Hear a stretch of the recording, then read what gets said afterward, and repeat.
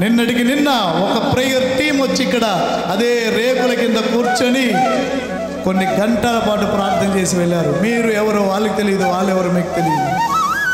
ఒక ప్రార్థన ఒక పాట, ఒక ప్రార్థన ఒక పాట. తమ్ముడు బుజ్జన్న ఈ ప్రకారంగా చెప్తున్నాడు. ఇంతవరకు చాలామంది వచ్చారు, చూశారు, ప్రార్థన చేసి వెళ్ళారు. కానీ కొన్ని గంటల పాటు ఇక్కడ ఉండి వస్తా క్యారేజ్ తెచ్చుకున్నారు వాళ్ళు. దేవునికి స్తోత్రం. ఎందుకంటే మనం అందరం ప్రార్థన చేసేసరికి ఎన్ని గంటలు పట్టుద్దో.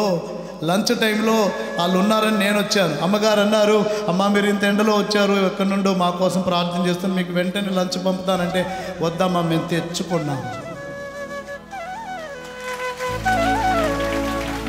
మేము తెచ్చుకున్నాం. ఇదే రేకుల కింద వ్యాన్ పక్కన కూర్చొని ఒక పాట ఒక ప్రార్థన, ఒక పాట ఒక ప్రార్థన, ఒక పాట ప్రార్థన. నేను ప్రార్థన చేసమ్మా వెళ్తానంటే, అయ్యా మేము ఇంకొద్దిసేపు ఉండి ప్రార్థన చేసి వెళ్తామయ్యా. అలాగే అన్నారు.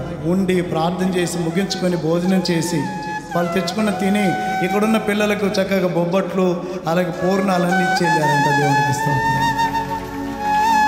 సాయంకాలానికి ఈ విషయాన్ని గురించి మాట్లాడుకుంటే సోదరుడు ప్రవచనాత్మకంగా ఈ ప్రకారంగా అంటున్నాడు, నా మనసుకు అది తాకుతుంది లోపల. సోదరులారా వినండి, ఇక్కడికి వచ్చి లంచ్ తెచ్చుకొని తిని వెళ్ళారు. రాబోయే కాలంలో పాస్టర్ గారు మనము ప్రతిరోజు లంచ్ ఇక్కడ ఏర్పాటు చేయాల్సి ఉంటుంది. ఆనందించండి. నిరాశావాదులు, నిస్పృహవాదులు, అయ్యో మా గతేంటో అనుకునే వాళ్ళు అందరిని దేవుడు ప్రోత్సహిస్తున్నాడు. నా బిడ్డ మిమ్మల్ని ఇలా తీసుకెళ్ళింది దేనికో తెలుసా?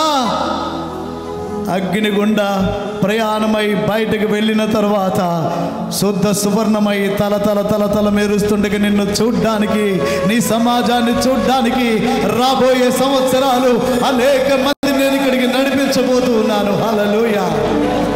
వచ్చిన వాళ్ళందరికీ ప్రతి మధ్యాహ్నం భోజన సదుపాయం మనం ఇక్కడ ఏర్పాటు చేయాలి. హల్లెలూయా.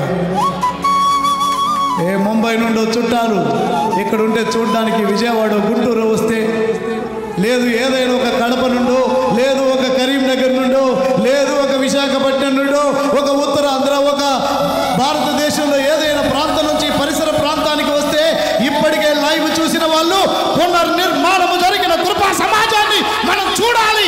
ఎందుకంటే మనము దానికోసం ప్రార్థన చేశాం. గ్లోరీ.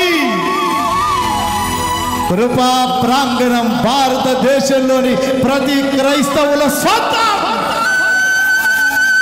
ఎందుకంటే మీరు మా కష్టంలో నిలబడి కన్నీరు కార్చారు.